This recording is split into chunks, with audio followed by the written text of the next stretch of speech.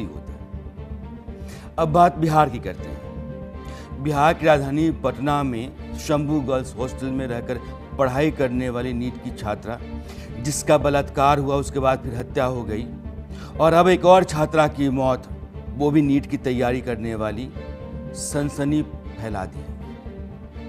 ये लड़की दूसरे हॉस्टल में औरंगाबाद जिले की थी, जो रह रही थी 15 साल की बच्ची, और उसकी मौत संदिग्ध हालात में हुई है।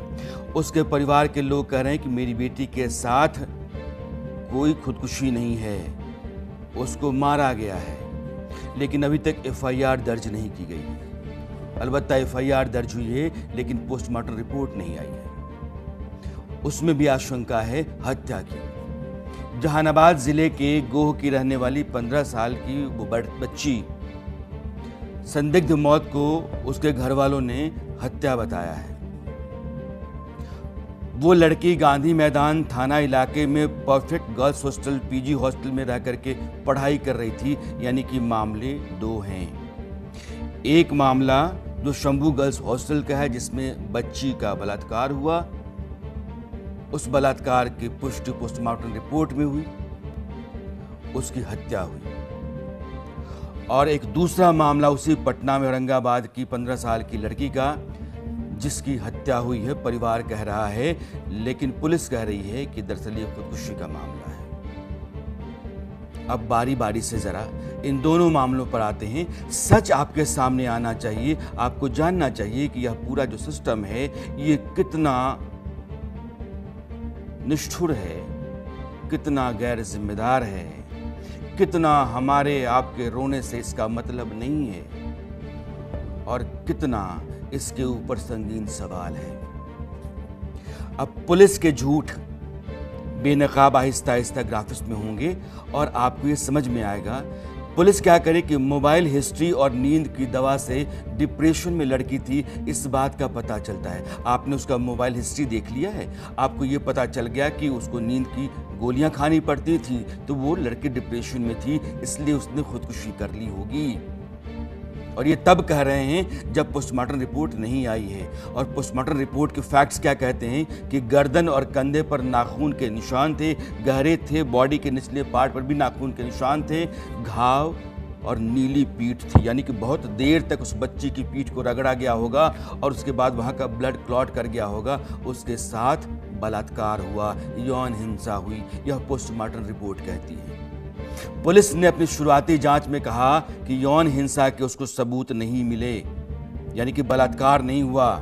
और पोस्टमार्टम की रिपोर्ट कहती है कि प्राइवेट पार्ट में बाहर और अंदर दोनों तरफ गहरी गंभीर चोटें रही हैं, उस बच्ची की ब्लीडिंग बहुत ज्यादा हुई। आप पुलिस को देखिए, कितना सफेद झूठ बोलने वाली व्यवस्था ये डिपार्टमेंट है। इनको कभी अपने बारे में सोचना तो चाहिए, उनके घर परिवार के भीतर भी तो बच्चियां महिलाएं होती।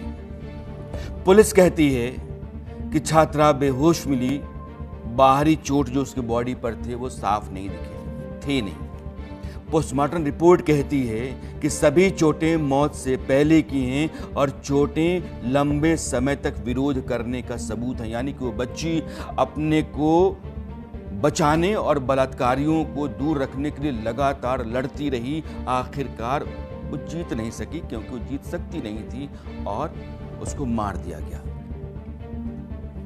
पुलिस की आगे की रिपोर्ट कहती है, जो इनिशियल रिपोर्ट है, और इनिशियल रिपोर्ट के आधार पर देश में बहुत सारे मामले दफन कर दिए जाते हैं, दबा दिए जाते हैं। जितने अपराधी होते हैं आहिस्ता से आराम से पिछले दरवाजे से निकल जाते हैं।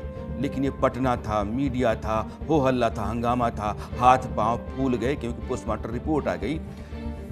आप कहते हैं कि अचानक हालत बिगड़ने से उसकी मौत हो गई। ये मामला जो है उसकी अपनी समस्या का था। पोस्टमार्टम रिपोर्ट कहती है कि सारी चोटें लंबे समय तक उसके लड़ने भिड़ने और उसके साथ हिंसा होने का सबूत दे रही हैं।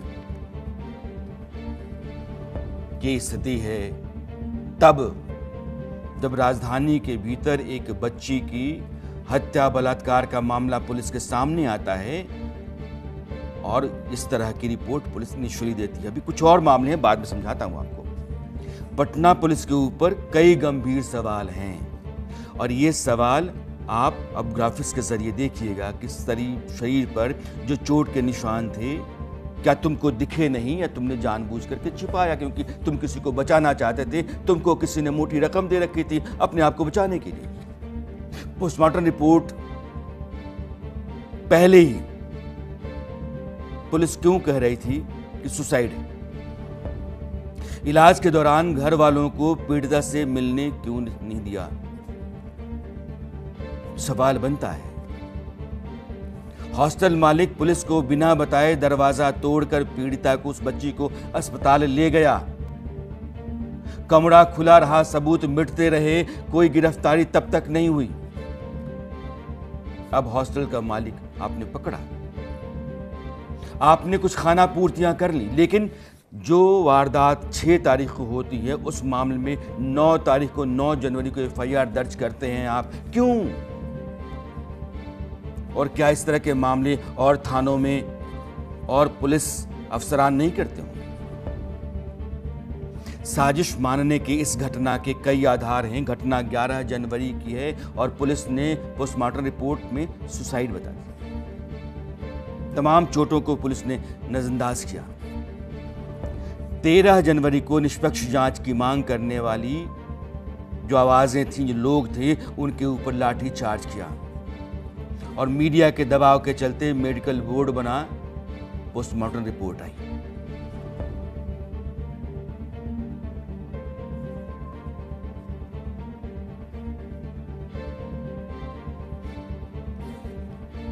अब आप पुलिस वाले का ये बयान सुनिए। कर रहे हैं, जो तथ्य आएगा आप लोग के साथ शेयर करेंगे। अभी मेरे पास देरी जांच में देरी तो नहीं हो गई। ऐसा कोई आराम से क्रॉस वेरिफिकेशन भी किया गया है। कुछ छिपाए नहीं जा सकते थे क्या? डॉक्टर सतीश पे जो आरोप लगाया गया उन पे कार्रवाई होगी। हम लोग हर बिंदु पे जांच कर रहे हैं, जो तथ्य आएगा उसके बेसिस पे कार्रवाई।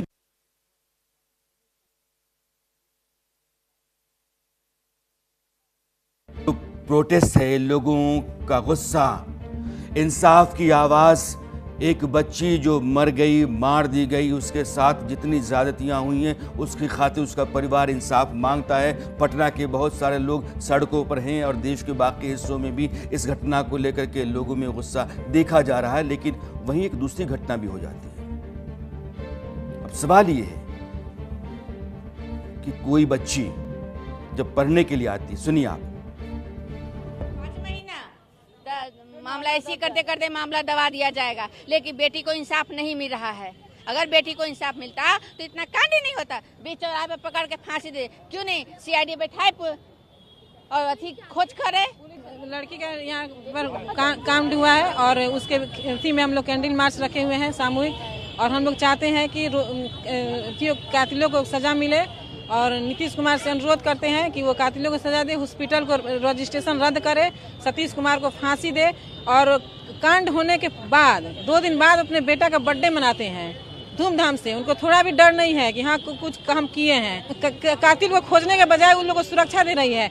पुलिस को लोग समझता है कि बहुत पावरफुल है, लेकिन छोटा सा कातिल है। इंसाफ के लिए इंसाफ चाहिए। क्या कोई मंत्री की बेटी होती तो ऐसा होता, तुरंत कानून उफड़ जाता, उभरता ना। लेकिन एक गरीब लड़की है, गरीब माँ बाप है, सोचा कि चलो उसको दबा देंगे। हमेशा गरीब लड़की अपना बलिदान क्यों देगी गरीब लड़की?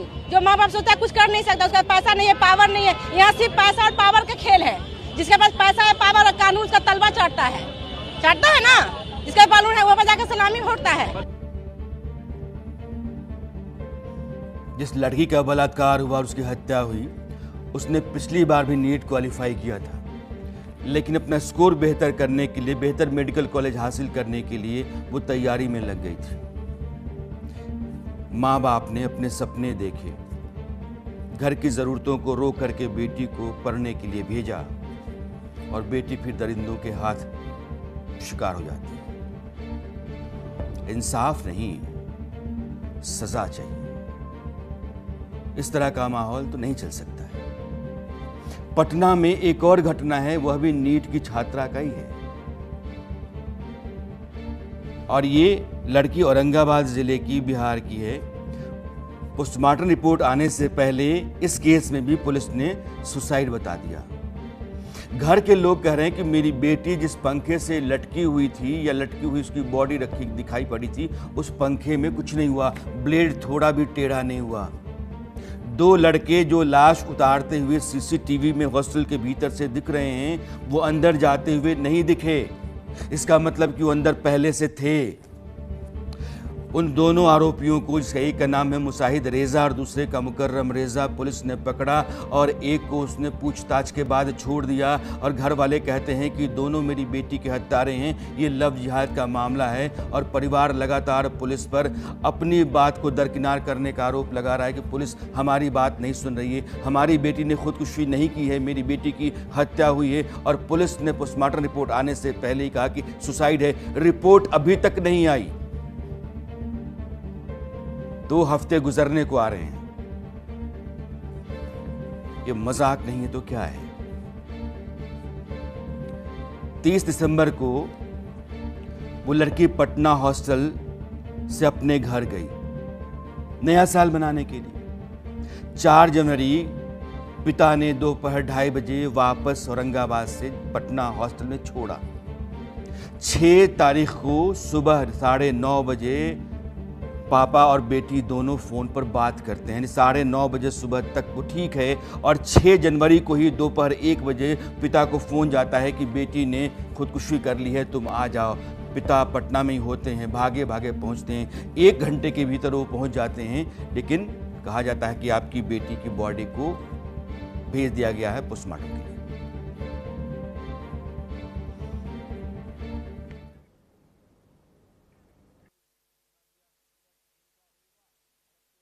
हम लोग चाहते हैं कि जो बिहार सरकार की ओर से जो SIT जांच किया गया है उस पर हम लोग को पूर्ण विश्वास नहीं है और CBI की हम लोग मांग करते हैं और CBI से जांच कराया जाए और सतीश जो हॉस्पिटल के डॉक्टर है उसको अविलंब उसको जो है से गिरफ्तारी हो। जहानाबाद के एक होनहार बच्ची के साथ इस तरह का घटना बड़ा अशोभनीय है और हम मांग करते हैं सरकार से कि भाई इसको सही CBI से जांच होना चाहिए और जो भी इसका SIT जो गठन हुआ है। शंभू गर्ल्स हॉस्टल मामले में जिस लड़की की हत्या और बलात्कार के मामले की जांच के लिए SIT बनाई गई है, क्या औरंगाबाद वाली बच्ची जिसकी पुलिस के मुताबिक सुसाइड है, परिवार के मुताबिक हत्या है, उस मामले की जांच SIT नहीं करेगी? उस बच्ची का पोस्टमार्टम रिपोर्ट आया तब पता चला कि उसके साथ कितनी जुल्म ज़्यादती हुई है। इस बच्ची के पोस्टमार्टम रिपोर्ट से पहले पुलिस ने कह दिया कि सुसाइड है।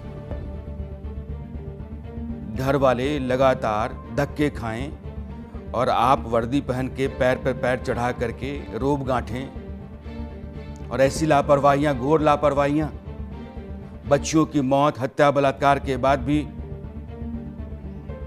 आप लगातार गलती पर गलती करे जा रहे हैं, उसको ढांकने की कोशिश करते चले जा रहे हैं। ये नहीं चलता बॉस, नहीं चलता। और जो SIT है उसकी अगुवाई जितेंद्र राणा के नेतृत्व में रखी गई है। सीनियर ऑफिसर हैं, सीजन्ड ऑफिसर हैं, ईमानदार ऑफिसर हैं, लेकिन इस तरह की घटनाएं अगर पटना राजधानी के भीतर बार बार हो रही हैं तो उससे बिहार का सारा परिवार दहल रहा है, बिहार की सारी बच्चियां सहम रही हैं। और